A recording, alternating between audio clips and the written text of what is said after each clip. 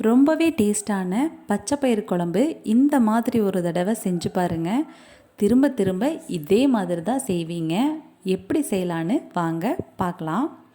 அதுக்கு குக்கரில் இந்த கப்பில் 3/4 கப் அளவுக்கு பச்சைப்பயிறு எடுத்துக்கலாம்.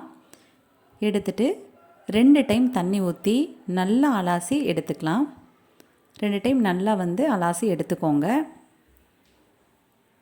எடுத்துட்டு அதே குக்கரில் அடுப்பில் வச்சுட்டு 10 பல் பூண்டு, நான் பூண்டு சின்ன சின்ன பூண்டாக இருக்கிறனால கொஞ்சம் ஜாஸ்தி எடுத்திருக்கேன். 4 பச்சை மிளகா, மீடியம் சைஸ் தக்காளி 2 தக்காளி எடுத்துக்கோங்க. 1/4 டீஸ்பூன் மஞ்சள் தூள், 1/4 டீஸ்பூன் சீரகம், 1/4 டீஸ்பூன் வரமல்லி எல்லாம் ஆட் பண்ணிக்கலாம். ஆட் பண்ணிவிட்டு தேவையான அளவு உப்பு ஆட் பண்ணிக்கலாம். நான் 1/2 ஸ்பூன் அளவுக்கு உப்பு ஆட் பண்ணியிருக்கேன். தேவையான அளவு தண்ணி ஊற்றிக்கலாம். 1/2 சொம்பு அளவுக்கு நான் தண்ணி ஆட் பண்ணியிருக்கேன். இந்த அளவுக்கு ஆட் பண்ணாலே போதுமானது. இப்போ எல்லாம் ஆட் பண்ணிவிட்டு நம்ம 6 விசில் வர வரைக்கும் வெயிட் பண்ணணும். கரெக்டாக 6 விசில் மட்டும் விடுங்க, அதுவே போதுமானதாக இருக்கும், கரெக்டாக இருக்கும். இப்போ 6 விசில் வந்துருச்சு. ஓப்பன் பண்ணி பார்க்கலாம். எந்த அளவுக்கு வெந்திருக்குன்னு நம்ம பார்க்கலாம். நல்லாவே வெந்துருச்சு பாருங்கள். எல்லா பச்சைப்பயிறு எல்லாமே நல்லா வெந்து வந்திருக்கு. நம்ம இதை ஒரு கடைஞ்சு எடுத்து தாளித்தோம்னா நம்மளுக்கு சூப்பரான பச்சைப்பயிறு ரெடி ஆயிரும். இதை நல்லா கடைஞ்சி எடுத்துக்கலாம். நல்லா ஒரு டைம் நல்லா கடைஞ்சி எடுத்துக்கோங்க. தண்ணியும் கரெக்டாக அளவாக இருக்குது. நம்ம எதுவும் சுண்ட விடலாம் தேவையில்லை. நல்லா கடைஞ்சி எடுத்துக்கோங்க. இந்த அளவுக்கு நல்லா கடைஞ்சதுக்கப்புறமா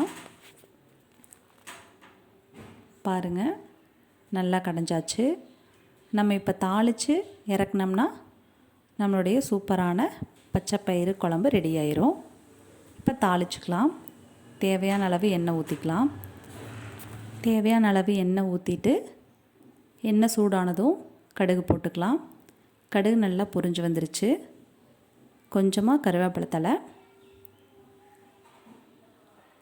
சின்ன வெங்காயம் கொஞ்சம் கட் பண்ணி எடுத்துக்கலாம். 2 வரமிளகா ஆட் பண்ணியிருக்கேன். நீங்கள் காரத்துக்கு ஏற்ற மாதிரி வரமிளகா நீங்கள் கூட்டிக்கலாம், குறைச்சிக்கலாம். 2 வரமிளகா போதுமானது. நல்லா வணக்கியாச்சு. இப்போ நம்ம பச்சைப்பயிறு குழம்புல ஆட் பண்ணிக்கலாம்.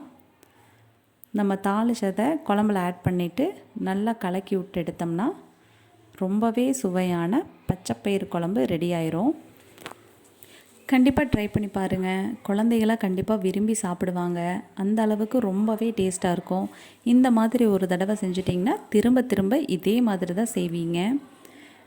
இப்போ கொத்தமல்லி தழை கொஞ்சம் தூவி விட்டுட்டு ஒரு கலக்கி எடுத்தோம்னா நம்மளுடைய சூப்பரான ரொம்பவே சுவையான பச்சைப்பயிறு குழம்பு ரெடி.